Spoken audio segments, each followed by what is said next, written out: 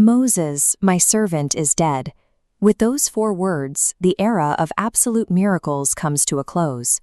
For 40 years, the Jewish people lived in a protected spiritual bubble. Bread fell from the sky, water flowed from rocks, and sea split on command.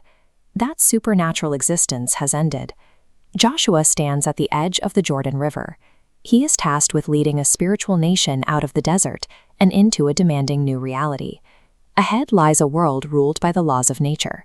To survive, the Israelites must forge iron weapons, fight brutal military campaigns, and eventually plow the hard earth to grow their own food. Leaving the shelter of the desert to face an unprotected physical world represents a profound and primary test of faith. That geographical crossing mirrors a transition nearly every one of us goes through today. We start our lives in sheltered spiritual environments, our childhood homes, the halls of a yeshiva or a kollel. Eventually, we step out into the hustle and chaos of the working world. Suddenly, you are navigating complex office politics, stressing over parnassa, earning a livelihood, and trying to stay afloat in a secular society. The tension is immediate. How do you engage fully in the material world to support your family without sacrificing your kedushah, your inner holiness? Mastering this balance is the core of Joshua's mission and the defining Jewish paradox.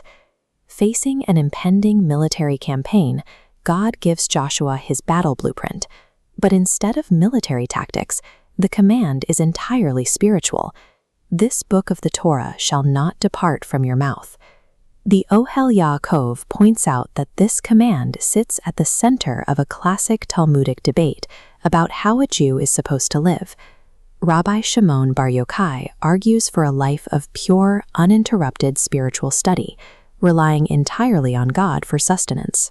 Rabbi Yishmael disagrees, advocating for derek eretz, engaging in the natural world through plowing, harvesting, and earning a living.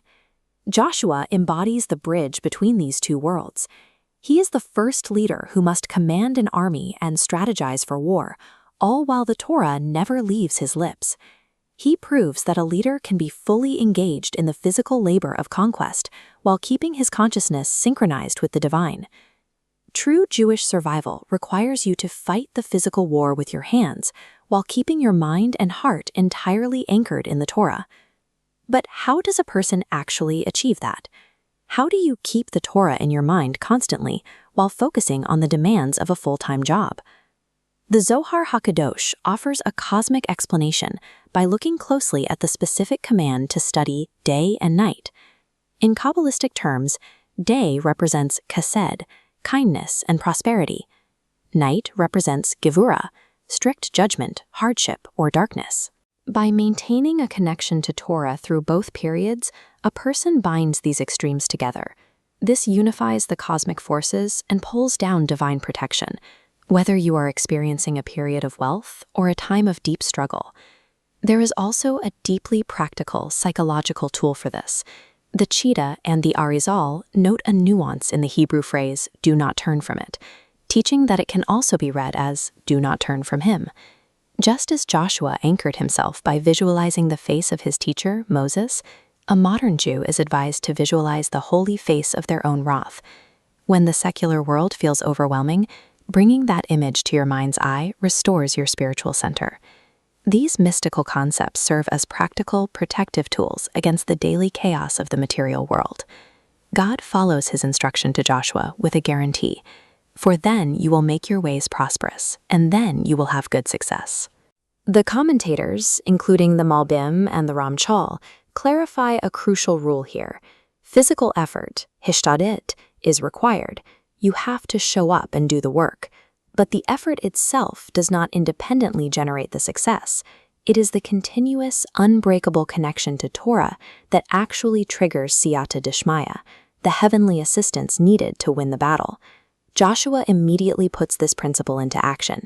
He commands his officers to prepare provisions for the people. It is a necessary physical military preparation, completely infused with spiritual readiness. Earthly achievement is never the product of human hands alone. It is the physical manifestation of heavenly alignment. Whether you are an engineer, a business owner, a mother managing a household, or a student, your physical work carries immense value. But that work is only elevated and ultimately protected when its foundation remains rooted in the Torah.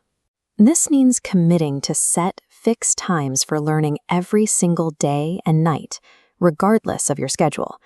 It means carrying the teachings and the image of your Rabbanim in your mind's eye as you navigate boardrooms, markets, and secular spaces.